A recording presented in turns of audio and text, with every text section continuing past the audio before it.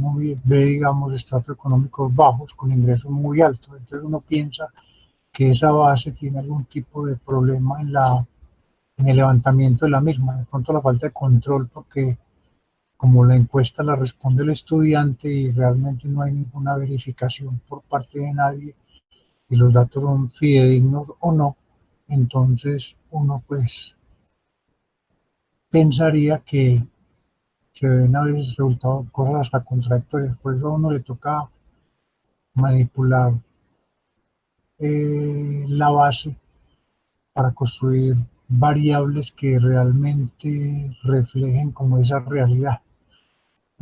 Algunos para utilizar técnicas de análisis multivariable, por ejemplo, con componentes principales, han utilizado los electrodomésticos. Hay una tesis de un estudiante que se llama Cristian Santa sobre categorización de variables, para dicotomización, para poder utilizar ciertos modelos que pudieran ser como los de análisis de factores o cosas de esas, que se utilizan también para construcción de indicadores, pero no hay necesidad de llegar a ser tan fino.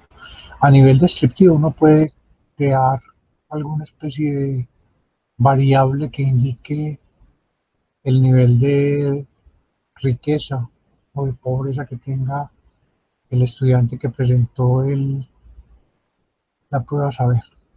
Bueno, entonces aquí ya viene la tarea 2. Esta tarea es para que me la entreguen el próximo viernes, ¿cierto? Me la mandan en PDF como hicieron con esta que acabaron de presentar. Entonces la idea es que construyan, bueno, son como 20 tablas, pero construyan 10 tablas bidimensionales donde una de las dos variables sea la variable resultado. Recuerden que esta variable resultado tiene 10 categorías, esa fue la que construimos ya en clases previas, ¿cierto? Donde nosotros cogemos y dividimos los resultados de los estudiantes en deciles. La presentación de la prueba saber es en miles y nosotros la llevamos a deciles, donde en el decil marcado de 1 a 100 aparecen los mejores estudiantes, el decil marcado de 901 a 1000 aparecen los peores estudiantes. Entonces lo que van a hacer es cruzar esa variable resultado con otras variables que ustedes consideren importantes o interesantes ver. O sea, que alguien pudiera decir, no, yo quiero ver la relación que hay entre la posición que ocupe el estudiante en las pruebas saber y si tienen lavadora o no tienen lavadora. Pues podría tener algún tipo de justificación o curiosidad y simplemente hacer el cruce de ese par de variables. O si el estudiante viene de una institución de zona rural o zona urbana, o si el estudiante viene de una institución privada, pública, pudiera estar interesado en ver el resultado, o el género del estudiante con el resultado. O, entonces miren que aparecen muchas cosas. O el ingreso, por ejemplo, familiar categorizado con eso. O la variable que ustedes crearon sobre pobreza, también categorizada, obviamente, se fueron 10 categorías de esa variable, cruzarlas con estas 10 variables. Entonces, por el momento, simplemente elaborar las tablas, no hay necesidad de hacer ningún análisis, aunque sería pues bueno que empezaran a pensar en los análisis descriptivos de estas tablas.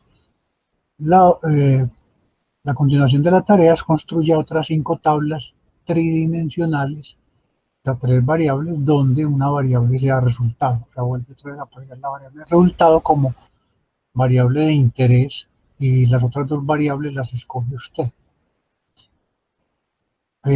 Construya otras 5 tablas tetradimensionales, o sea, con 4 variables, donde una variable sea resultado.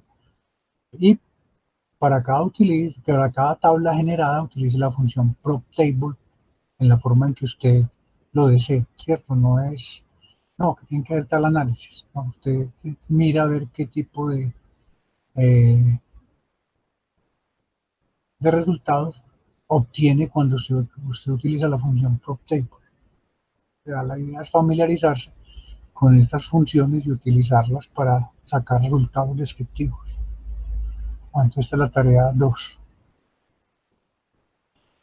Y seguimos construyendo cosas para tablas 2x2. Recuerden que la tabla 2x2 2x2 es el corazón de las tablas del análisis, básicamente, de tablas de contingencia. O sea, actualmente se hacen propuestas de medidas de cosas para tablas 2x2 y se van generalizando a tablas más grandes, ¿cierto? A tablas, bien sea tablas I por J o tablas donde haya más de dos variables.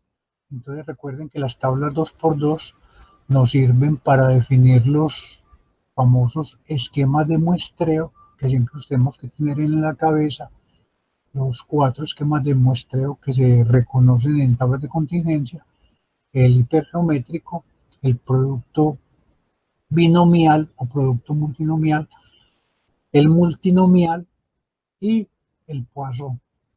Entonces, el primero es cuando las dos marginales están fijas, el segundo es cuando una marginal está fija y la otra no, el tercero es cuando solamente el tamaño muestral está fijo y el cuarto es cuando no hay nada fijo.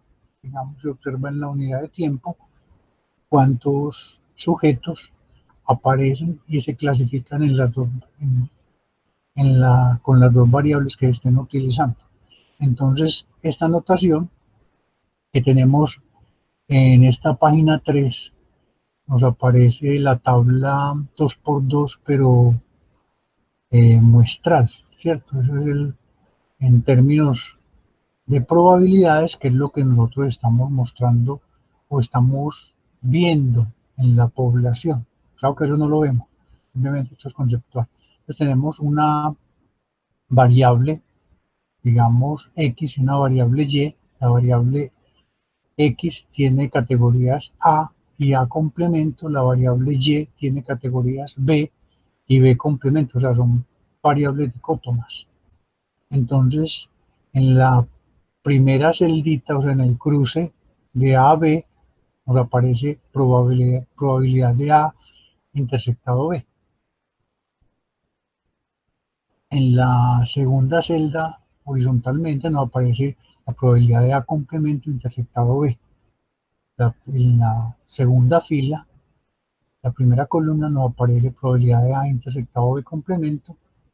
Entonces, en términos de modelo poblacional, ¿cierto? Son probabilidades. Estas probabilidades nunca las observamos nosotros directamente. Pues, si esto se pudiera observar, tendríamos que tener toda la población, pero en la práctica esto nunca ocurre. Entonces nosotros tenemos este modelo conceptual, tenemos 4 probabilidades y a partir de las 4 probabilidades nosotros podemos construir muchas cosas. Hay un concepto que aparece con los análisis de tablas de contingencia, es el odds o DDS. Ese odds hace referencia a apuestas y básicamente apuestas en ciertos deportes o en carreras de caballos. Entonces, en los apostadores, sobre todo cuando esto fueron los británicos los que empezaron a utilizar esta palabra, aunque las apuestas en los deportes siempre han existido en todas partes del mundo. Entonces los odds es cuánto paga, digamos, un resultado particular en un evento. ¿Ve cuánto está pagando, por ejemplo, una pelea de boxeo, del boxeador X contra el boxeador Y? Entonces, si el boxeador X es el super favorito y ese boxeador gana, los apostadores obtienen muy poquitas ganancias. Podrían obtener una ganancia igual a lo que apostaron o menos. Pero sí, porque hay unos en las apuestas, igualmente el que administra la apuesta se queda con una porción. Pero si digamos ocurre el evento raro es que gane digamos el menos favorito, entonces los apostadores ganan plata, ¿cierto? Ganan, realmente obtienen una ganancia por el resultado. Pues piensen, por ejemplo, en un partido entre un equipo super favorito aquí en Colombia, digamos el América, juegue contra un equipo bien malito. Entonces, si el América gana y usted apostó 1.000 pesos, lo más seguro es que la mayoría de la gente haya apostado 1.000 pesos y los que con un equipo malito que pudiera ser Boyacá Chico, entonces América Boyacá Chico, y entonces algunos apostadores le apuestan a Boyacá Chico. Esos apostadores que apuestan a Boyacá Chico pueden sentir que Boyacá Chico no tenga posibilidades, pero como pudiera darse el resultado de ganar, entonces ellos quieren, si invierten 1.000 pesos, obtener una ganancia, por ejemplo, de 3 o 4.000 pesos. Entonces, esa palabra odds nos da simplemente una razón de probabilidades. Aquí las tenemos como condicionales. En otras ocasiones aparece incondicional. Entonces, la probabilidad relativo al evento B, o sea, si el evento B ocurre, el cociente de la probabilidad de que aparezca el evento B con relación a la probabilidad que aparezca el evento B complemento. Pero miren, condicionado en que el evento A ocurre. Ese cociente lo llamamos el odds. Es un cociente que nos dice cuántas veces ocurre el evento B por cada vez que ocurre el evento B complemento condicionado en A. Y esa condicionado en A, por ejemplo, puede ser eh, una variable de salud o puede ser una variable de juego. Supongamos que nosotros tenemos que A es ser joven y A complemento es ser viejo. Eh, y B es desarrollar un cáncer, por ejemplo, linfático, y B complemento es no desarrollar cáncer linfático, ¿cierto? Entonces, nosotros tenemos que las personas jóvenes, entonces por cada persona que no desarrolla el cáncer linfático, ¿cuántas personas desarrollan el cáncer linfático? O podríamos mirarla al revés, ¿cierto? Por cada persona que desarrolla el cáncer linfático, ¿cuántas no desarrollan el cáncer linfático? Entonces, este odds se ha vuelto también una medida importante que los epidemiólogos llaman medidas de riesgo. Nosotros simplemente eh, la podemos llamar, como nosotros utilizamos esto para todo, no solamente para problemas de salud, entonces son medidas que nos dan a nosotros relación, una aparición relativa de eventos, ¿cierto? Relativa a la aparición de un evento particular. Entonces, aquí en la parte inferior tenemos una interpretación asumiendo que el evento A ha ocurrido. Esta razón nos dice cuántas veces ocurre el evento B por cada aparición del evento B complemento. Entonces recuerden, la palabra odds viene de las apuestas, ¿cierto? Y no tiene una traducción directa al español. Entonces los autores de distintos países las traducen de varias formas. Unos autores la traducen como disparidad, otros los mexicanos la traducen como nonios, pues un nombre muy raro. Y entonces nosotros simplemente para saber de qué estamos hablando, la vamos a seguir llamando odds, los odds, o las apuestas, cómo están las apuestas. Y entonces nosotros tenemos odds de acuerdo, digamos, a la variable que esté condicionando, ¿cierto? Nos aparecen distintos odds. Entonces podemos, si estamos con que A complemento ocurrió, estamos con los viejos, por cada persona que no tiene cáncer linfático, ¿cuántas personas tienen cáncer linfático? Eso nos estaría dando. Y si nosotros comparamos ese par de odds, este odds con el anterior, mire que nosotros podemos ver el hecho de ser joven o el hecho de ser viejo, cuántas veces incrementa ese odds, ¿cierto? Entonces, de esta razón de estos dos odds, cuando se mezclan, generan una cosa que se conoce como la razón de odds.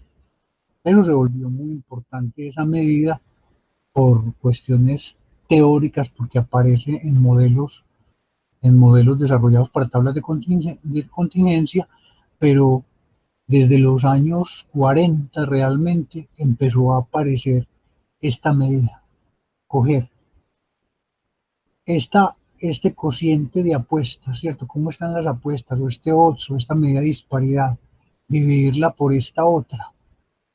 Y esa división lo llaman razón de odds, el OR, o el odds ratio. O eso cuando usted va y habla con un epidemiólogo, utiliza un nombre raro, entonces usted le dice, ¿qué quiere usted decir con eso? Ah, el OR. Ah, bueno, el OR, la razón de odds. Ya, entiendo. O el odds ratio, a veces aquí los que trabajan en ciertas áreas conservan mucho los términos en inglés, entonces no es raro que usted hable con un epidemiólogo y le diga, no, es que el odds ratio, también lo dicen así a lo paisa, odds ratio, lo pronuncian algunos. Entonces ustedes con los nombres tienen que estar un poquito abiertos a que las personas pronuncian o dicen o lo acomodan de una manera a veces distinta a la forma como ustedes vean. Entonces, esta medida, razón de odds o razón de disparidades, eh, es una medida importante y la utilizan como medida de riesgo. Puede que no sea muy fácil de interpretar, pero se utiliza mucho. Eh, Fisher mismo la utilizó por en los años 40 y la llamó simplemente razón de productos cruzados. Le dio un nombre pues que todavía algunas personas utilizan. Entonces miremos cómo sale ese odds ratio. Cogemos estas apuestas y lo dividimos por estas apuestas. O sea, cuánto paga si el evento ocurre, si el evento que ocurre es el B con respecto al evento B, ¿cierto? Entonces, si el evento B complemento, perdón, paga un peso, ese cociente nos está diciendo cuánto paga el evento B si ocurre. O, como dice la interpretación ahí en la parte inferior, si ocurre, por cada vez que ocurre el evento B complemento, cuántas veces ocurre B, condicionado en A. Y aquí como la interpretación es la misma, pero condicionado en A complemento, entonces este, este, este cociente que está aquí en la parte de abajo, entonces tiene el odds cuando A ocurre y el odds cuando A complemento ha ocurrido, ¿cierto? Entonces, ¿cuántas veces ocurre B con respecto a una vez que ocurra B complemento? Si ha ocurrido A o si ha ocurrido A complemento. Entonces, esta medida aquí nos está dando una idea, una lucecita. Las interpretaciones no son claras, pues o sea, no es que usted va y este coeficiente siempre lo va a interpretar de la misma manera en todas las circunstancias. Y a veces hay gente que cuando usted le dice, no, es que esto es una medida de riesgo, pero ¿cómo así? Dígame qué significa eso. Y uno a veces tambalea tratando de dar una interpretación dentro de algún contexto que no sea muy claro. pero se utiliza mucho como medida de riesgo. Entonces, lamentablemente, los epidemiólogos tienen varias medidas de riesgo, entonces cuando ellos hablan de medidas de riesgo, no saben a qué están haciendo referencia. Puede estar haciendo referencia al odds, puede estar haciendo referencia a la razón de odds, pueden estar haciendo referencia a otro que se llama riesgo relativo, ¿cierto?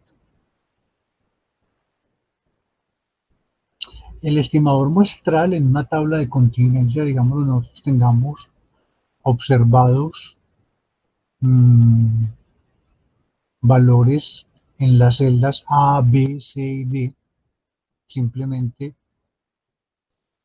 es calcular las probabilidades, ¿cierto? Las probabilidades de acuerdo al esquema de muestreo que se esté utilizando y con cualquier esquema de muestreo. Lo bonito de esta razón de odds, que con cualquier esquema de muestreo siempre se llega al mismo estimador.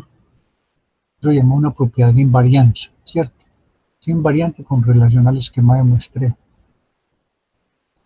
Entonces, nosotros llegamos a que la razón de odds muestral es A por D, miren que es la diagonal principal, el producto de la diagonal principal dividido por el producto de la diagonal secundaria. Entonces por eso Fisher la llamó la razón del producto cruzado. Recuerden que Fisher fue uno de los pioneros en el análisis de tablas de contingencia, junto con Pearson, Carl Pearson, que fue el, digamos de alguna manera, el padre de la estadística moderna. Eh, Hay un lema fundamental en inferencia estadística que llama el lema fundamental de Neyman-Pearson. No sé si ustedes se acuerdan de ese lema. Ese lema tiene el apellido Pearson, pero no es el Pearson primero, sino que es el de Egon Pearson, que Egon Pearson fue el hijo de Carl, Carl Pearson, que es el papá de los análisis que estamos viendo. Entonces, cuando ustedes vean el lema fundamental de Neyman Pearson, no estén pensando que es el mismo Pearson el que lo inventó con Jerzy Neyman, sino que es el hijo. Entonces tenemos el estimador muestral. Y aquí tenemos una tablita sobre accidental vial en Medellín. Vamos a aplicar esas formulitas que estamos viendo, ¿cierto? Entonces esta tabla apareció en una revista, por ahí en el 97, revista de accidentalidad vial, que la sacaba la Secretaría cuando era no se llamaba Secretaría de Movilidad, sino de Secretaría de Transportes y Tránsito de Medellín. Entonces tienen la hora en la que ocurre el accidente entre las 12 de la noche y la 1 de la mañana, entonces llaman la hora cero, ¿cierto? Entre la 1 y las 2, la hora 1. Bueno, y entonces ahí tenemos todo el día. Entonces los accidentes donde no hubo muertos, tenemos en todo el año 1997, en la hora cero, 225 accidentes sin muertos y 473 con muertos.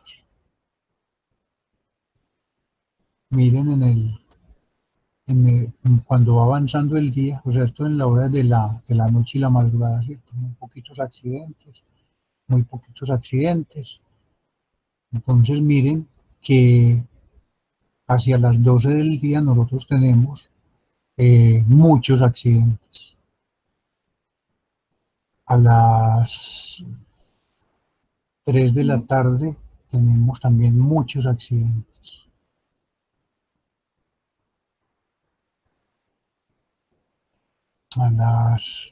Entonces, si uno mira esta tabla así a la ligera, entonces dicen, no, pues es muy peligroso salir de día, es mejor salir de noche. Mire que en la madrugada hay muy poquitos accidentes, sin muertos, y aún con muertos hay mucho más poquitos que en el día, ¿cierto? Entonces, ¿qué hacemos? Nos mandamos le pedimos al secretario de movilidad que ponga una norma que la gente no salga de día y no que salga de noche. Entonces, ¿qué piensa? En esta tabla uno ve que nos falta información, pero esa información usualmente no es fácil de obtener, ¿cierto? Porque hay muy poquitos accidentes, digamos a las 12 de la noche o a la 1 de la mañana, de la madrugada, porque hay muy poquitos carros moviéndose, ¿cierto? Hay muy poquitos carros en circulación y entonces hay muy poquitos expuestos, pero nosotros no tenemos esa información lamentablemente. Nadie está contando cuántos carros hay circulando en este momento en Medellín. Algún día con todos estos artefactos que le están poniendo a los carros y a los celulares, pues va a haber, vamos a tener la posibilidad de saber en cada instante del día, del tiempo, en, en, qué, en qué situación está un vehículo. Que el vehículo se está moviendo, ¿no? Entonces está expuesto. Bueno, tampoco tenemos la zona de la ciudad, esto simplemente es la zona esto es para todo Medellín, ¿cierto? No todas las ciudades, no todas las zonas tienen el mismo flujo vehicular. Por ejemplo, la comuna de La Candelaria en el día es muy transitada. Entonces en el día hay muchos accidentes porque hay muchos carros circulando, ¿cierto? Y uno pudiera pensar que cuando hay muchos carros circulando, obviamente los accidentes se incrementan y mire que eso lo muestran las tablas, ¿cierto? Pero nosotros no tenemos información sobre el número de carros circulando. Si en todo momento circulara la misma cantidad de carros, diría sí, es muy peligroso salir de día. Pero, entonces cuando usted mira esta tabla, usted tiene que empezar como a especular, pues, generar hipótesis. Miren que en el día las congestiones son bárbaras. Entonces la gente disminuye eh, sustancialmente la velocidad. O sea, cuando usted va por una calle y la calle está absolutamente congestionada, usted anda a la velocidad del carro que ande más lento. Eso es un que se trabaja en teoría de colas, en investigación de operaciones, en teoría de colas. En colas de vehiculares, uno siempre está andando a la velocidad del vehículo que va de primero. Y si el vehículo que va de primero anda muy despacio, todos los que van detrás de él tienen que andar a esa velocidad. Bueno, entonces cuando usted va a velocidades muy bajas, tiene un problema que se distrae fácilmente, ¿cierto? Porque como digamos, si usted va a 20 kilómetros por hora o a 25, entonces usted se distrae y se puede chocar con el carro que va delante de usted fácilmente. Entonces son accidentes sin muertos y son accidentes relativamente leves. Pero en la noche, digamos en la madrugada, piense que haya un accidente de carro. ¿En qué piensa usted cuando le dicen, ve, a las 2 de la mañana hubo un accidente de carro? Los que se accidentaron estaban de parranda, ¿cierto? Estaban ingiriendo licor o estaban muy confiados y andaban a la lata. Entonces, uno de los accidentes en la madrugada o en las altas horas de la noche piensa siempre que son graves, lo que demuestran aquí, digamos, las estadísticas. Si nosotros sumamos por hora de cada filita de estas, ¿cierto? Entonces, cogamos la hora de las 0 horas, 225 más 473 accidentes. Entonces, ¿cuál es la probabilidad de un accidente sin muerte, dada que estamos en la hora cero? Entonces va a ser 225 dividido 225 más 473. ¿Sí? Y si dividimos la probabilidad con muertos sobre la probabilidad sin muertos para la hora cero, o sea, condicionado en la hora cero, miren que el riesgo relativo, o sea, el cociente de esas dos probabilidades, me da 2.10. O sea, hay dos accidentes más con muerto, ¿cierto? En la hora cero. dada la hora cero, entonces el odds, que lo vamos a llamar RR, ese riesgo relativo. Entonces hay 2 veces más accidentes con muertos que sin muertos cuando estamos en la hora cero. Y miren el transcurso del día que va pasando, que a medida que estemos llegando a las horas donde hay luz, se va bajando ese número. Entonces ya el doble es para los accidentes sin muertos, ¿cierto? Entonces, por ejemplo, a las 10 de la mañana, por cada accidente con muertos, hay 2 accidentes sin muertos, condicionado en la hora. ¿Sí se ve? Entonces, en el transcurso del día vamos midiendo ese odds o ese riesgo relativo que estamos calculando aquí y podemos ir viendo el riesgo de accidentes con muertos en el transcurso del día. Mire que nosotros tenemos información importante que falta aquí y es la población expuesta. O sea, ¿cuál es la población expuesta? ¿Cuántos carros están circulando en su total, ¿cierto? En totalidad. Pasa como con esta información de la pandemia que no, es que en, en Medellín hubo 200 muertos ayer por causa del virus y en Bogotá hubo 210 muertos, entonces Bogotá es más peligroso, pero es que en Bogotá hay más expuestos que en Medellín. En Bogotá, digamos, hay casi 10 millones de personas, mientras que en Medellín hay 3 millones, ¿cierto? Entonces miren que esos números, cuando se miran así en términos absolutos, dicen una cosa, cuando se miden en términos relativos, nos dan otras. Entonces, este riesgo relativo que estamos mostrando aquí en esta tabla, nos está diciendo cómo cambia el riesgo de que un accidente tenga muertos en el transcurso del día. Entonces miren que en la noche, en especial después de las 10 de la noche, se vuelve muy riesgoso tener accidentes en las calles de Medellín. ¿Hasta qué horas? Por ahí hasta las 6 de la mañana. O sea, los accidentes con muertos superan a los accidentes sin muertos. Y el OR, entonces para el OR nosotros necesitamos construir tablitas 2x2. Entonces aquí vamos a utilizar un referente que son las 7 de la mañana, con relación a las 7 de la mañana, ¿cierto? Entonces con relación a las 7 de la mañana, miremos cómo es la hora cero. Entonces nosotros construimos una tablita 2x2. Tendríamos 225 en la primera fila, 473, en la segunda fila tendríamos 1559 y 634. Pero multiplicamos 225 por 634 dividido 1559 por 473. Aquí utilicé el inverso de esto, ¿cierto? Este, eh, la tabla la volteé para que me dieran números mayores que uno todos, porque si me dan números inferiores a uno, la interpretación a veces no es como muy clara. Entonces, los epidemiólogos, la gente que trabaja con riesgo, cuando le dan la interpretación al OR, llegan y dicen es 5 veces más riesgoso, ¿cierto?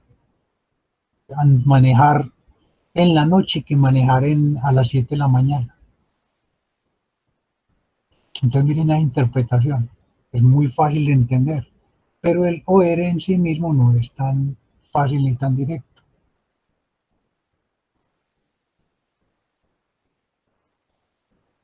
Yo espero que sea claro más o menos en esto hay cierto nivel de manipulación del analista buscando que los números que obtenga, digamos, del OR o del RR o del ODS sean fáciles de explicar para el cliente, ¿cierto? Si yo le doy a él un punto 22 o un punto tal cosa, puede ser más difícil. Y buscamos aquí en esta tablita un referente que sea más o menos claro. el referente de las 7 de la mañana a las 7 de la mañana, comparado con las 7 de la mañana, el OR entonces va cambiando a través del día. Entonces mire que con respecto al OR, es la gravedad de los accidentes va cambiando, siendo lo más grave, la cero es las 0 horas, la siguiente hora es el accidente entre la 1 y las 2 de la mañana, otra hora en que es peligroso entre las 3 y las 4 de la mañana, entre las 3 y las 4 de la mañana en Medellín, eh, antes de la pandemia, era la hora en que cerraban los rumbeaderos, ¿cierto? Y la gente de los rumbeaderos pues no sale en sano juicio, no sale, y además piensa en la gente que va a los rumbeaderos, sale, va esa gente en sus carros y ellos como tienen su licor en su, ya, pero ya lo tienen en la cabeza, entonces ellos piensan además que por la hora no hay ningún peligro um, para manejar borracho y además a esa hora no, usted no ve un policía en la calle, usted no ve un agente de tránsito en la calle, entonces la gente se siente con libertad de pasar semáforos en rojo, no ven los peatones, eh, son muy agresivos manejando. Entonces son horas en que uno ve que se incrementa el riesgo de accidentes con muertos, mucho, ¿sí? Y con respecto a las 7 de la mañana, pues mire que es 4,5 veces más peligroso de andar eh, 3 a 4 de la mañana. Pero la hora peor es a las 12 de la noche. A las 12 de la noche cerraron bares y la gente se va en sus carros para sus casas. Y lo que les decía anteriormente, que a esas horas, a pesar de que la policía y los agentes de tránsito saben que manejan mucho borracho, ellos no salen a la calle porque no hay presupuesto para pagarles. Entonces ahí estamos nosotros con eso. Eso todavía ocurre, pues, o sea, eso no es un problema que se haya acabado. Y ustedes ven las noticias de Bogotá y en Bogotá los accidentes graves siempre están ocurriendo en altas horas de la madrugada, como dicen los periodistas.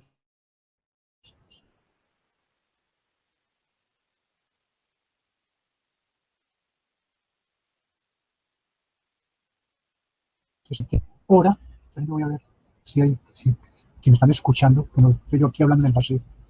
Siempre me ha pasado eso, que empiezo a hablar y me concentro tanto en la presentación que termino no sabiendo si ustedes están oyendo o no el discurso. Entonces, visualmente es muy impactante el riesgo que se corre cuando usted maneja en horas de la madrugada y la noche, eh, cuando usted tiene un accidente, ¿cierto? Una alta posibilidad que hayan muertos. Pues ya tenemos explicaciones, ya hemos especulado mucho sobre eso. Mire que la tablita nos da a nosotros la posibilidad de crear una historia alrededor de la tabla, ¿cierto? Especulaciones, hipótesis. Todo lo que nosotros estamos haciendo es generar hipótesis acerca del fenómeno que estamos explicando. Hay una cosa que no hemos dicho, pero miren que estos datos que estamos viendo son datos circulares. O sea, el inicio de este gráfico pegaría con la parte final del gráfico, ¿cierto? ¿Por qué? Porque en el día, después de las 12 de la noche, sigue la 1 de la mañana, usted vuelve y llega a las 12 de la noche y el día vuelve y se pega, o sea, no hay una discontinuidad, no se acaba ahí, excepto pues nominalmente, el día sigue, el tiempo sigue. Entonces estos datos son de tipo circular. Entonces uno pudiera representar este gráfico de una manera más bonita, pero no necesariamente mejor, en un gráfico circular. Los gráficos circulares tienen problemas de apreciación muy grandes, que eso ha sido estudiado a nivel experimental. Hay, una, hay un artículo de Cleveland. Cleveland muestra que los gráficos circulares no son invariantes ante rotaciones. Entonces, si usted rota un gráfico circular, las personas aprecian cosas distintas. Entonces, por eso esos gráficos circulares los evitamos nosotros en análisis estadísticos serios, aunque en los reportes aparecen con mucha frecuencia. Miren lo que llaman los gráficos de torta o los pie chart, aparecen con mucha frecuencia, pero son gráficos técnicamente deficientes por el problema de invariante, que no conservan, no son invariantes. Ese problema también lo podríamos nosotros tener aquí un poquito o mucho, pero el ojo, el ojo humano tiene más capacidad para ver líneas horizontales que círculos. Y aquí tenemos el OR. Miren que el OR y ese RR o ese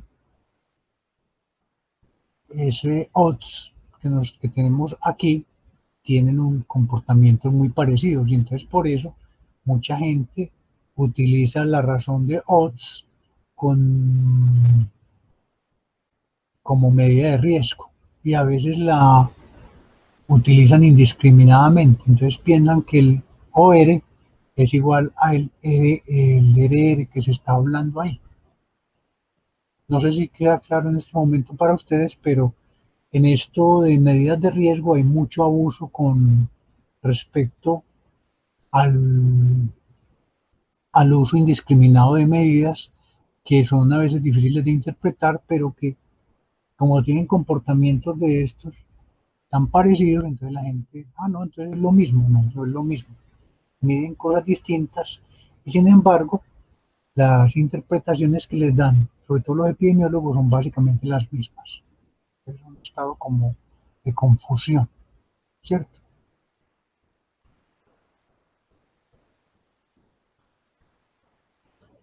Cuando nosotros tenemos ceros en la tabla 2 por 2, o sea, cuando son ceros muestrales, cuando no son ceros estructurales. Recuerden que en la primera clase hablamos de ceros estructurales, son ceros que aparecen en una tabla y que están asociados con la imposibilidad de mostrar valores ahí. Adicional una tilde que no tenía que estar ahí, logaritmo. No, esa tilde no existe ahí. Entonces, cuando tenemos ceros muestrales, o sea, porque no tuvimos suficientes observaciones para ver datos, entonces estas medidas y sobre todo los cálculos de probabilidades estimadas se convierten en un rollo. Por ejemplo, si usted tira un dado 5 veces,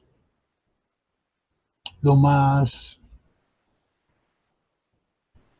lo más común es que hay unos números que no le van a aparecer, ¿cierto? Entonces usted tiene la tablita 1, 2, 3, 4, 5, 6 y usted solamente lanzó el dado 5 veces, de pronto apareció 2 veces el 1, apareció una vez el 2, no apareció el 3, no apareció el 4 y las otras veces solamente apareció el 5. Entonces hay 3 celdas con ceros. Esos ceros no se debe a que esos números del dado que tienen ceros nunca vayan a aparecer. Si usted tira el dado 1 millón de veces, va a tener muchas observaciones que caen, por ejemplo, en 6. Pero si usted tira el dado muy poquitas veces, es muy posible que usted no observe algunas celdas, ¿cierto? Eso lo llamamos ceros muestrales, que no se dan porque o la probabilidad de éxito es muy bajita, ¿cierto? Piense en esto. Piense en que usted está estudiando la gente que juega chance. Digamos que los chances son las loterías que venden por ahí en la calle con 3 números, que van del 000 al 999. Entonces usted tiene una tabla que la tiene que llenar, digamos, perdedor, ganador. Usted jugó chance y no ganó, usted jugó chance y ganó. Entonces le pregunta a mucha gente en la calle si jugó chance y si ganó o perdió. Digamos que usted saca una muestra de 100. ¿Usted qué espera? tener un ganador ahí en esa muestra de 100, lo más seguro es que no, ¿cierto? Si usted tiene una muestra de 50, lo más seguro es que usted no tenga un ganador ahí. Entonces hay una celda que tiene un cero muestral, la de ganadores. ¿Por qué? Porque la probabilidad de ganar es 1 en 1000 y sería muy raro que usted tuviera, sacara en una muestra de 100 un ganador. Pero si su muestra es de 100.000, usted ahí sí pudiera tener 2, 3, 4 ganadores, o 5 o más. Entonces mire que dependiendo de los tamaños muestrales y de lo pequeña que sean las probabilidades poblacionales de celda, entonces usted puede tener celdas con ceros. Y son ceros muestrales porque esas celdas, eh, si usted tiene tamaños muestrales suficientemente grandes, va a tener observaciones ahí. Lo que no ocurre con los ceros estructurales. Recuerden que es imposible, digamos, si usted tiene una tabla donde tenga la edad niñas de 0 a 5 años, de 5 a 10, mayores de 10, ¿cuántos hijos tiene? Perdón, no cuántos hijos tiene, si han sido mamás o no. Entonces, es imposible que una niña de 0 a 5 años haya sido mamá y el cero que aparece ahí sería un cero estructural, por la imposibilidad de observar en el fenómeno que se está estudiando sujetos en esa celda. No sé si sea claro, pero eso aparece con cierta frecuencia, sobre todo en reportes, que aparecen ceros y no le dicen a uno, "Ah, este es un cero estructural o este es un cero muestral". Pero entonces, estas correcciones que aparecen aquí es para tablas con ceros muestrales. Entonces, hay muchas propuestas. Entonces, una propuesta es de Haldane, esta es adicionarle un punto 5 a esta, que esta propuesta es una modificación de la propuesta de Joule, que Joule tiene un factor de corrección para tablas de contingencia, que es adicionar el punto 5 o el medio. Bueno, Joule, que es otro que tiene propuestas, entonces él lo que dice es adiciónele un 1, pero solamente a la diagonal secundaria. Hay otras propuestas en las que no se adicionan números. Por ejemplo, la última solución, el estimador de la razón de Ott se encuentra eh, condicionalmente. Y este estimador tiene un problema técnico y es que es un polinomio y a veces un polinomio de grado alto y hay que buscar una raíz, ¿cierto? Y la raíz puede a veces dar resultados extraños. Entonces, esta última es mm, muy poco apetecida por los epidemiólogos. Ellos se van más por otro tipo de correcciones. Hay gente que ha hecho propuestas, por ejemplo, a la primera celda le adicionan una cantidad, a la segunda celda le adicionan otra cantidad, a la tercera otra cantidad y a la cuarta otra cantidad. Y esas cantidades dependen de los tamaños muestrales relativos en cada celda. Si yo tengo una celda, digamos, que tiene 1000 observaciones, entonces en lugar de adicionarle un medio, no le adiciono nada. Pero si hay una celda que tiene 0 observaciones y yo miro cuántas observaciones hay en las otras, yo puedo decir, bueno, voy a adicionarle un 1 sobre n o cosas de ese estilo. De eso se ha hecho trabajo. Pero la más popular es adicionarle un medio a cada celda cuando tengamos eh, una celda con 0 observaciones. Hay otras propuestas y es que la suma de esas correcciones debe dar 0. Entonces, a unas se les adiciona y a otras se les resta. ¿Cuál es la idea detrás de sumar y restar de tal garantizar que todas las correcciones en la celda suman 0?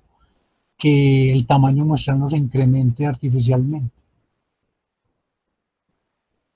Pero muchos investigadores han mostrado que el efecto sumar 0,5 o sumar otra constante a veces no es muy relevante, excepto cuando los tamaños muestrales son muy chiquiticos, y ahí sí está uno metido en un problema. Entonces una solución que es muy buena, pero que no la vemos nosotros aquí, bueno, tal vez de pronto la veamos, es váyase con una solución bayesiana, que las soluciones bayesianas a veces son muy buenas y no requieren tomar decisiones arbitrarias y los resultados que se obtienen a veces son muy parecidos a estos que propusieron estos señores.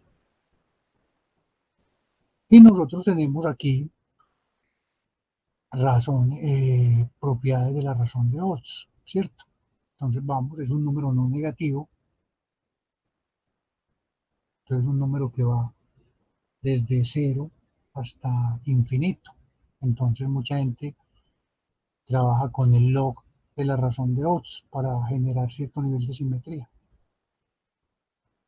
Cuando todas las celdas tienen eh, probabilidades positivas, la independencia entre las dos variables es equivalente a razón de Oz igual a 1. Qué pena con ustedes, ahí me equivoqué copiando el a 1.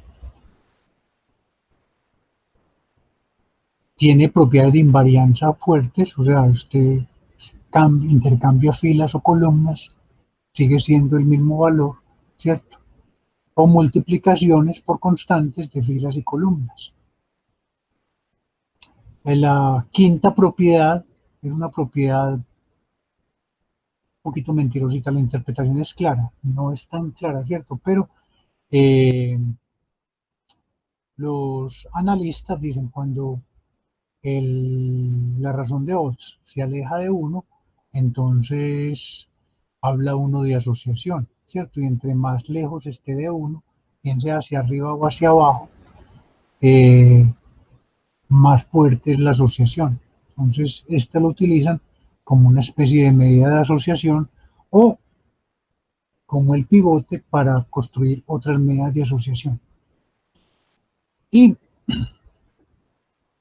puede generalizarse fácilmente, entre comillas digo ese fácilmente, a tablas I por J, creando subtablas 2 por 2 en esa tabla y construyendo ese. Y después se saca un promedio ponderado y ya sale una especie de medida de asociación para tablas I por J.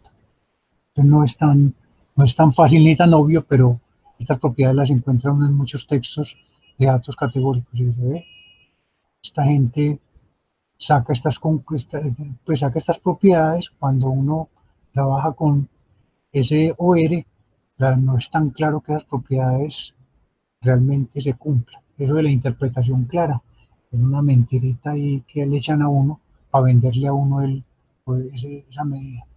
Cuando estemos trabajando en modelos log lineales, vamos a ver que el OR aparece naturalmente en un modelo, ¿cierto? En un modelo. Y entonces uno dice, sí, claro, ese OR es poderoso. Pero cuando lo construye uno así artificialmente, dice, pero ¿por qué estoy haciendo esto? Esto es como muy artificial. Pero lamentablemente o afortunadamente, este OR apareció antes eh, de los modelos log lineales. Los modelos log lineales tienen por allá un origen eh, en los años 30, ¿cierto? Pero el OR realmente como medida apareció o aparece o lo sacó Fisher en una distribución cuando estaba trabajando con el problema de la dama del T, que la llama la distribución hipergeométrica no central. Entonces, en esa distribución hipergeométrica no central aparece un parámetro que él llamó ρ, y ese ρ resulta ser la razón de Oz. Pero él lo hizo en los años 30, o sea, él había desarrollado este concepto sin darse cuenta, así que ese concepto lo iban a utilizar los epidemiólogos a la lata. Entonces, como para tener el saborcito, cómo se construye o cómo se hace la parte inferencial con respecto a muchos estadísticos en tablas de contingencia, vamos a dar un desarrollo. Este desarrollo simplemente es ilustrativo para ustedes, no es que ustedes tengan que memorizarse una demostración ni nada de esto. Entonces vamos a asumir que tenemos una distribución multinomial o un esquema multinomial, por ejemplo, si tuviéramos una tablita 2×2. Entonces, en este caso, el n sería 4, ¿cierto? Si tuviéramos la tabla 2×2. Pero esta demostración es general para tablas para distribuciones multinomiales. Entonces, cuando nosotros tenemos un vector multinomial, piensen, por ejemplo, en que usted es aficionado de Nacional, de Medellín, de Cali, de América, de Envigado, entonces hay 20 equipos. Entonces, usted tiene que caer en uno de esos 20 equipos. Entonces, en ese caso, el N mayúscula sería 20, ¿cierto? Pi sería un vector que nos dice cuál es la proporción verdadera de hinchas de Nacional, la proporción verdadera de hinchas del Medellín, la proporción verdadera de hinchas de Cali, la proporción... Bueno, el N minúscula es el tamaño muestral, o sea, usted saca una muestra de hinchas de fútbol y a cada hincha de fútbol le pregunta su equipo del alma. Y al final usted obtiene un vectorcito de Ns, donde aparece el primer N, que es el número de hinchas de Nacional que aparecieron en esa muestra, N2 va a ser el número de hinchas del Medellín que aparecieron en esa muestra, y NN del último equipo que no esté nombrado ahí. Entonces nosotros vamos a utilizar la notación matricial. Entonces pi nos va a reflejar un vector de probabilidades que están compuestas por un vectorcito vertical, ¿cierto? Donde está pi1, proporción de hinchas de Nacional, pi2, proporción de hinchas de Medellín, pi-n, proporción de hinchas de Jaguares o el tipo que esté ubicado en la última posición de nuestra tabla. Y el n va a ser, el n minúscula, va a ser la suma de los hinchas en la muestra que fueron de Nacional, más los hinchas en la muestra que fueron del Medellín, más los hinchas que fueron del Jaguar. Entonces el tamaño muestral n usualmente es fijo de antemano, ¿cierto? Y entonces el que nos va, si usted lanza el dado 500 veces, o sea, yo de antemano fijo que lo voy a lanzar 500 veces. Entonces tengo la tablita va marcada con el 1, el 2, el 3, el 4, el 5, el 6, y voy contando en los lanzamientos cuántos van cayendo en cada una de esas celdas, ¿cierto? Entonces esos n's que están ahí irían de n sub 1 hasta n sub 6, y nos dirían cuántas observaciones cayeron en cada una de esas celdas. Y la estimación, entonces nosotros no podemos ver las verdaderas proporciones. Entonces nos toca estimarlas a partir de la muestra. Entonces, ¿cómo calculamos la proporción de sujetos que son hinchas de Nacional? Cogemos el N1 y dividimos por el tamaño muestral. ¿Cuántos son hinchas del Medellín? Cogemos N2 y lo dividimos por tamaño muestral. ¿Cuántos son de Jaguares? NN y lo dividimos por el tamaño muestral. Entonces tenemos un vector de estimadores de las proporciones. Entonces, conceptualmente, este es una generalización de una Bernoulli, ¿cierto? Nosotros podemos pensar que si sacamos un solo hincha y le preguntamos, ¿usted es hincha de qué equipo? Él llega y dice, yo soy hincha del Cali.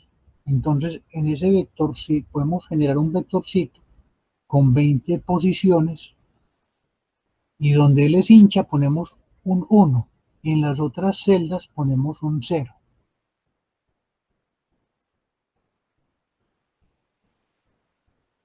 Yo acabo de sacar un hincha y le pregunto, ¿vos sos hincha de qué equipo? Entonces, que del Medellín. Entonces, el primer equipo que aparece en la lista es Nacional, entonces un 0 para Nacional, un 1 para Medellín, un 0 para Cali, un 0 para América, así seguimos hasta un 0 para Jaguares, que es el último equipo que tenemos en la lista. Entonces, si nosotros cogemos y sumamos todas las componentes de ese vectorcito, vamos a obtener un 1. Solamente podemos obtener un 1, ¿cierto?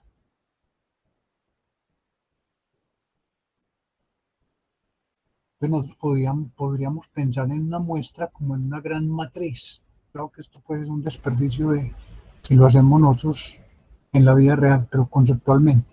Tenemos una gran matriz donde en cada fila va un sujeto y en cada columna va una de las categorías. Entonces la primera fila tiene un 1 ubicada en alguna de las categorías. La segunda fila tiene otro 1 ubicada en alguna de las categorías. Hasta el enésimo sujeto, ¿cierto? Entonces si sumamos cada fila nos va a dar un 1. Si sumamos las columnas, nos va a dar cuántos sujetos cayeron en cada una de las categorías.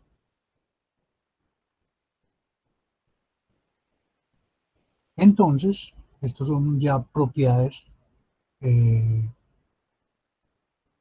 de la distribución Bernoulli multivariable. El valor esperado de una observación es pi.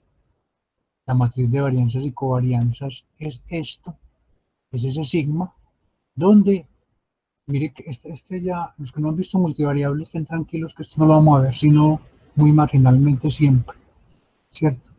Entonces, tenemos una matriz de varianzas y covarianzas, donde en la diagonal principal van las varianzas de cada una de las celdas, pi j por 1 menos pi j. Y por fuera aparece un concepto que es covarianza, que es negativa, es la probabilidad de la celda j por la probabilidad de la celda k. O sea, cuando en una celda se incrementa la probabilidad, en la otra se decrementa. Entonces siempre la covarianza va a ser de tipo negativo. Y en forma matricial, esa matriz se expresa de una manera muy simple, que es la diagonal principal, una matriz diagonal donde en la diagonal principal está el vector pi, menos pi por pi transpuesta. Y tenemos el estimador. El estimador es un promedio de esas superficies. Entonces, mire toda esa representación simplemente para mostrar que el pi gorro es un promedio de vectores aleatorios Bernoulli multivariables. ¿Eso para qué nos va a servir a nosotros? Para meternos con el teorema central del límite multivariable. O sea, mucha de la inferencia estadística que se hace en tablas de contingencia está basada en este teorema. Este teorema es, las demostraciones son muy fáciles cuando uno está trabajando en cursos avanzados de probabilidad, porque se basa en una representación. Les voy a nombrar aquí el creador de eso, pero no se preocupen, eso jamás en la vida lo van a volver a repetir o escuchar. Es la representación de Skorokhod.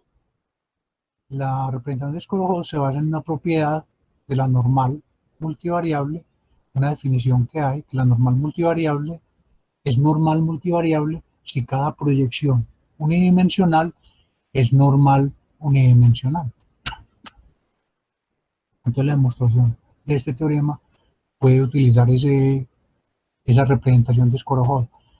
Bueno, entonces, si nosotros tenemos una muestra aleatoria de Bernoulli multivariable, o sea, tenemos muchos hinchas de fútbol, y calculamos pi gorro,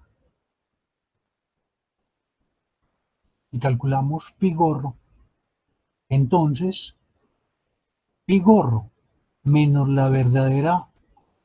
menos el verdadero vector de probabilidades, corregida por raíz de n, se nos distribuye en el límite, o sea, asintóticamente, como una normal multivariable con vector de media cero y matriz de varianzas y covarianzas, diagonal de por pi transpuesta cuando n tiende a infinito. Bueno, esto es lo que nos tranquiliza a nosotros, pues simplemente la conclusión para nosotros va a ser que pi gorro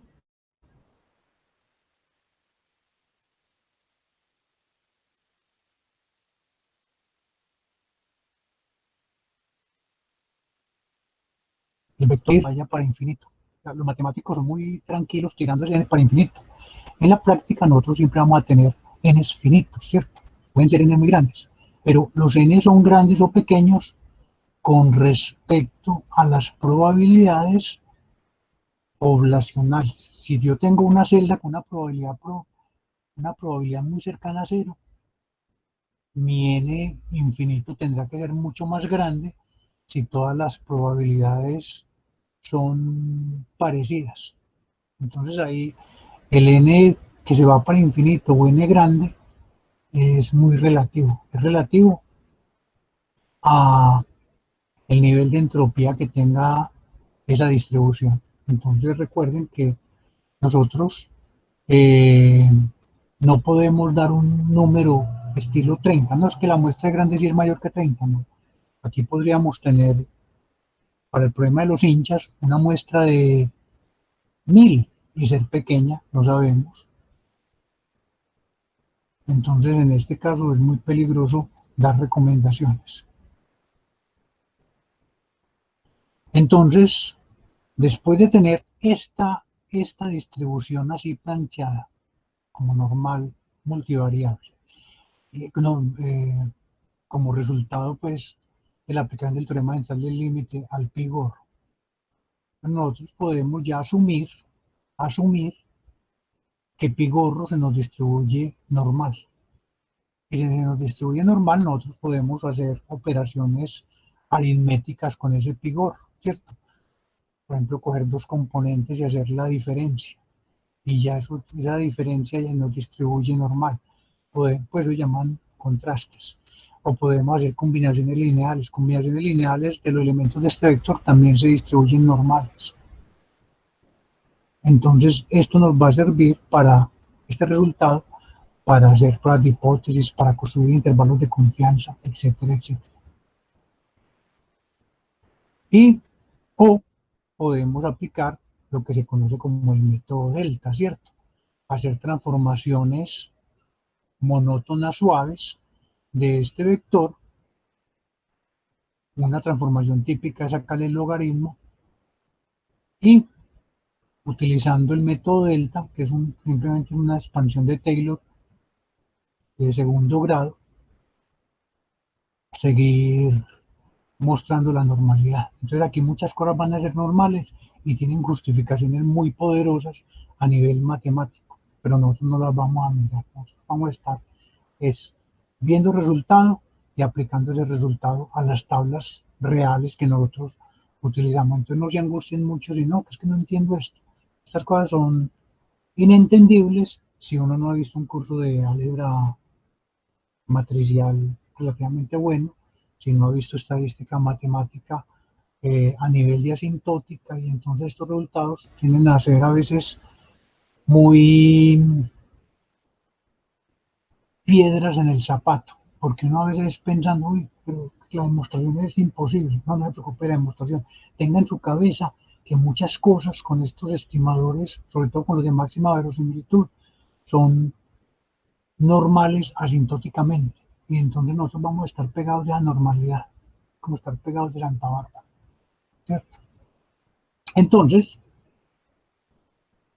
toda esta parte demostrativa que tengo aquí, simplemente para que vean que esto no es porque uno se lo invente, sino que ya está demostrado, donde nosotros podemos construir intervalos de confianza para esa razón de odds. Es un intervalo de confianza muy popular, es este que está aquí, es límite inferior denotado por L, límite superior denotado por U, y el R es el estimador de la razón de odds, menos 1.96, o sea, o el Z, este es el Z correspondiente a un intervalo del 95%, ¿cierto? Y multiplicado por la desviación estándar del R, que esa desviación estándar está dado por los elementos de la tabla. Entonces mire que esa desviación estándar es la raíz cuadrada de 1 sobre A más 1 sobre B más 1 sobre C más 1 sobre D. ¿Qué pasa si uno de esos elementos es cero? Ahí es donde hay que hacer las correcciones que habíamos visto nosotros inicialmente, ¿cierto? Entonces aquí es donde uno empieza a tener problemas con los ceros muestrales o con tamaños muestrales muy pequeñitos. ¿Hasta qué punto es válido ese intervalo de confianza? Es válido cuando su tamaño muestral sea muy grande. Si su tamaño muestral es pequeño, entonces ya usted empieza a tener problemas con esto. Entonces uno aquí simplemente tiene representaciones vía binomiales o cosas de estas para este resultado.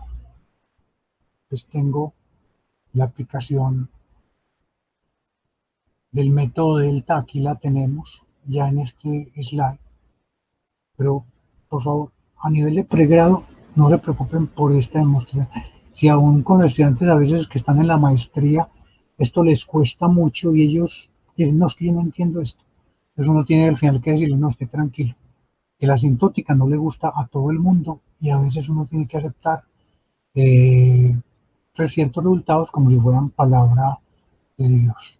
Entonces, este resultado simplemente es para que ustedes lo tengan, pero sepan que estos están basados, por un lado, en el teorema central del límite y por otro lado, en lo que se conoce como el método delta. No sé si ustedes en su curso de inferencia estadística vieron algo del método delta. Si no lo vieron, estén tranquilos que van a seguir la vida sin haberlo visto. Eso tampoco es un impedimento para hacer trabajo estadístico de buena calidad. Muchas veces los matemáticos que entran al mundo estadístico no hacen buena estadística porque están pensando siempre en estas benditas demostraciones. Pero los estadísticos, cuando cogen sus datos y entienden qué es lo que están haciendo, hacen muy buena estadística, a veces aún con matemática muy básica. ¿Sí es claro? Entonces, aquí tenemos el intervalo de confianza para el log de la razón de el logaritmo de la razón de verosimilitud. Uno puede construir el intervalo para la razón de verosimilitud directamente o para el logaritmo. ¿Qué es mejor? ¿Es mejor trabajar con el OR o con el log del OR? Bueno, ustedes no saben todavía nada de asintótica. Me imagino que para ustedes la pregunta o es irrelevante o es muy extraña o es confusa. Cuando uno trabaja en asintótica, uno trabaja con un concepto que llaman velocidad de convergencia. O sea, el teorema central del límite. A uno le dicen que el teorema central del límite cumple cuando el n es muy grande, ¿cierto? Entonces dijimos, ¿qué es un n muy grande? El n grande está asociado con la asimetría de la distribución que genera los datos. Y ese n grande,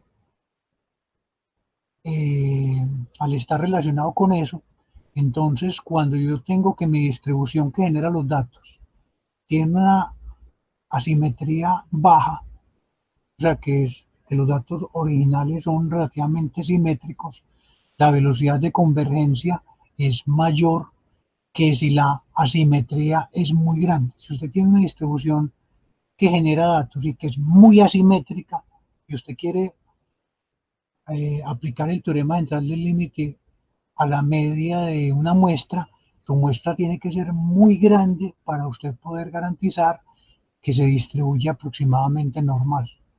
Mientras que si su distribución es simétrica, entonces una muestra pequeña puede aproximar para la media, puede aproximarse a la normal fácilmente. Entonces hay un ejemplo muy típico y es este. Supongan que usted tiene una población que genera datos que es uniforme. Si la distribución es uniforme, Se ha mostrado en estudios de simulación que muestras tan pequeñas como 3 ya permiten utilizar el teorema dental del límite. ¿Cómo? ¿Una muestra de 3? Sí. La distribución de X barra es relativamente parecida a la normal. ¿Cómo? Y entonces a veces no le creen a uno, porque como están con el mito ese del 30 metidos por todos lados, entonces ese mito nos, nos persigue mucho, ¿cierto? Pero entonces lo que les acabo de decir es importante para que lo tengan en la cabeza. O sea, lo tienen en la cabeza, nadie le olvide, no lo vamos a preguntar en ningún lado, y si se le olvida, pues estén tranquilos que van a sobrevivir sin eso. Pero la velocidad de convergencia del teorema dental del límite a la normal depende del nivel de asimetría de la distribución que genera los datos.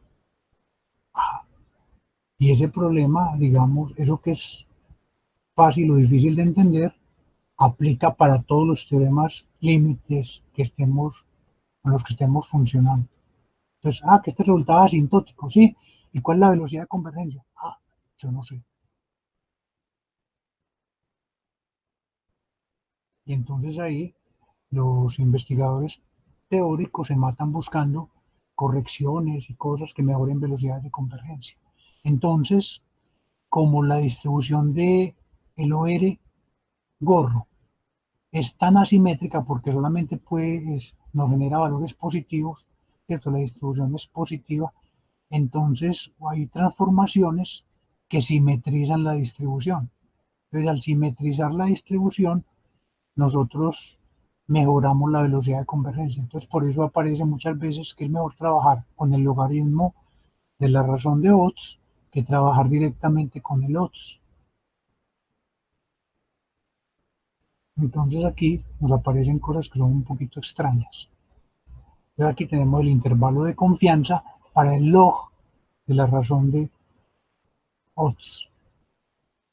Entonces mire que las fórmulas son fáciles, eso está programado en R, pues tampoco se angustien si la ven y no dicen, no, yo no entiendo eso, pero es fácil. Entonces aquí ya nos aparece la palabra distribución asintótica. Y aquí aparece el intervalo de confianza, no para el log del OR, sino para el OR directamente. Entonces nosotros vamos a conservar estas formulitas. Entonces tengo un programa en R que yo lo hice, pero no, mejor que ustedes utilicen los paquetes que hay para eso. Hay una librería que se llama EPI, que ahí les permite construir este tipo de cosas. Entonces, miren que los códigos son relativamente simples. Y aquí tenemos la matriz de resultados de partos de, en los hospitales públicos y privados de Medellín y el resultado del parto, si la mujer tuvo un niño que nació vivo o si el niño nació muerto. Si se acuerdan de la tabla que la vimos nosotros el primero o segundo día de clase. Entonces, cuando calculamos el odds, nos da 0.9971, muy cercano a 1.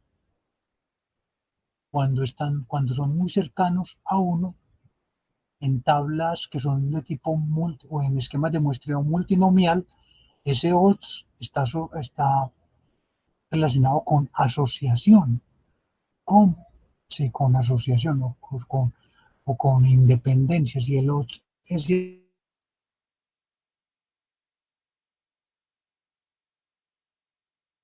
es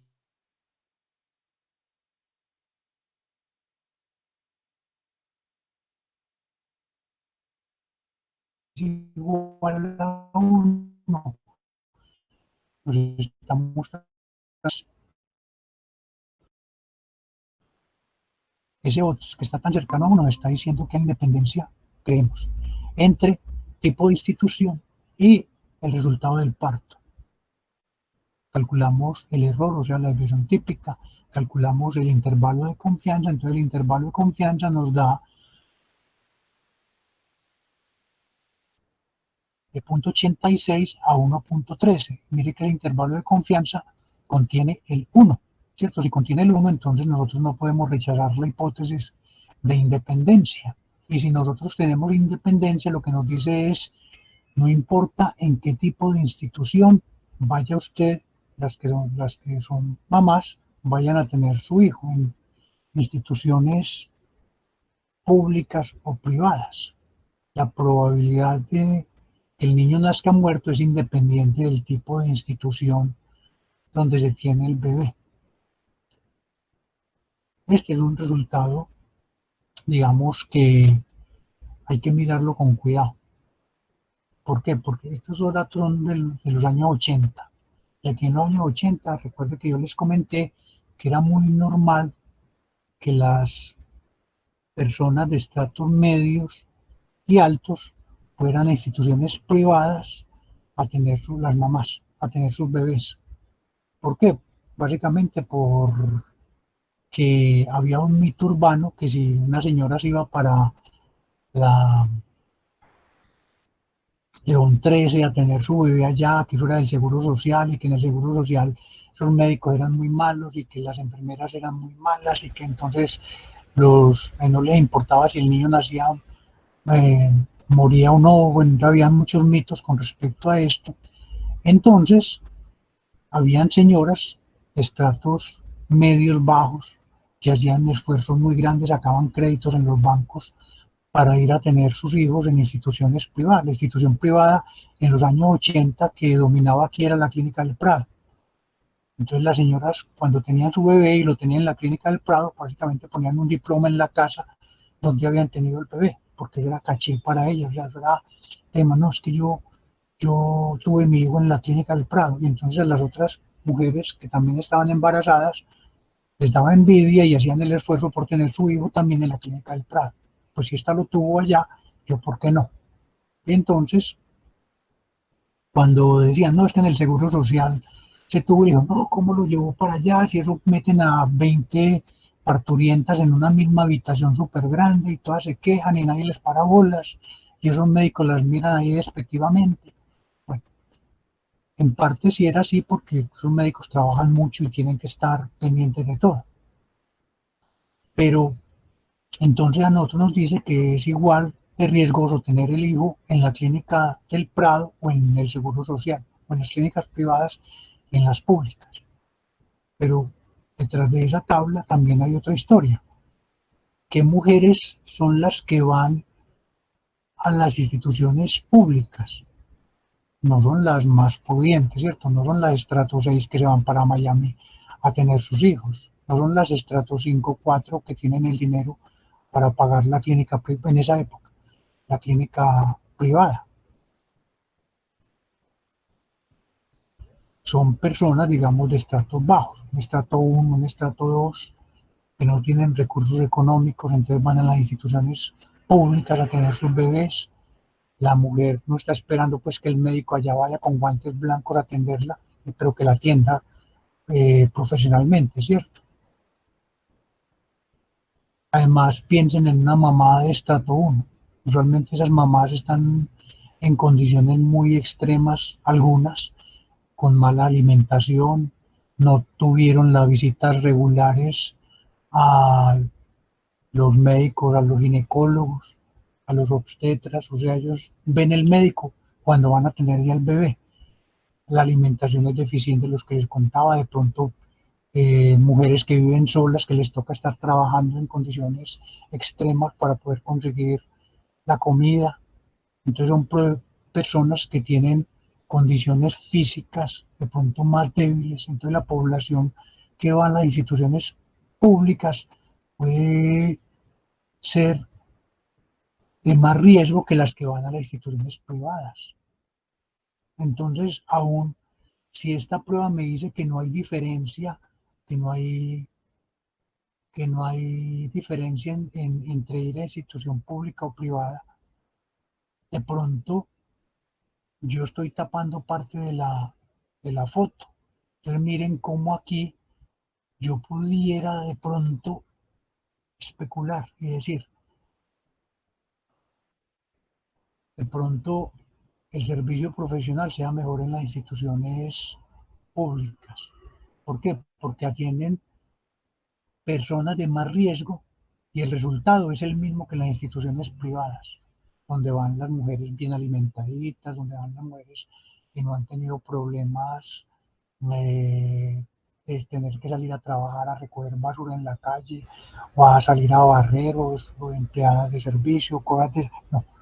Entonces son personas pudientes que tienen condiciones muy distintas a una mujer, por ejemplo, un estrato 1 que puede estar. Entonces, mire que cuando uno empieza a ver una tabla de estas, empieza a formarse una película, que puede ser muy película de uno, o sea, puede ser un mito que yo aquí esté contándoles, o puede que esto esté cercano a la realidad. Entonces, ¿con quién tengo que ir yo a hablar?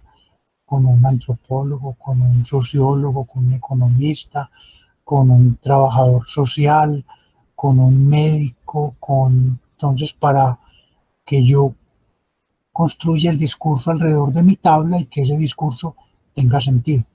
Pero el resultado estadístico me muestra que no hay diferencia entre o hay independencia entre el tipo de institución y el resultado del parto. Y los tamaños de muestras le son muy grandes. Sí se entiende. Entonces mire el análisis cómo creció a partir de una tabla 2x2 muy chiquita, con una medida de riesgo que acabamos de ver, cuyo desarrollo teórico es complejo, pero que en la práctica la utilizamos así. No sé si les haya quedado claro, pero entonces traten de revisar estos slides y van viendo eh, o van utilizándolo en sus propias, en las tablas del ICFES. Por ejemplo, si hay independencia entre tener televisor a color y tener computador, si hay independencia entre tener lavadora y, y tener nevera, o si hay asociación, dividir la población del campo y la ciudad, o sea, población urbana y población rural, y ver si esos odds son los mismos o son muy distintos. Entonces ya empieza uno con otros problemas que surgen con esta medida de riesgo, que es difícil de interpretar, pero termina siendo muy útil y que en todas partes nos va a estar persiguiendo en los análisis y la modelación de tablas de contingencia. Bueno, yo espero que no haya sido muy borrosa esta clase, o sea, esta parte cuando uno tiene que tocar temas de demostraciones y cosas que son muy complejos, a veces alejan mucho a los estudiantes, pero no piensen que los doy para que ustedes se los memoricen o los estudien, sino para que vean que eso tiene un soporte que es relativamente fuerte, ¿sí? Y que esto no simplemente sale del aire. En muchos libros de epidemiología las fórmulas aparecen sin ninguna justificación y no hay ningún discurso que diga, veas que esta fórmula salió por el teorema de tal del límite multivariable. Aquí las estamos dando, presentando nomás, para que ustedes sepan que hay una teoría fuerte que nos respalda y que nos da la tranquilidad para los resultados que obtengamos al final del día. Bueno, muchas gracias.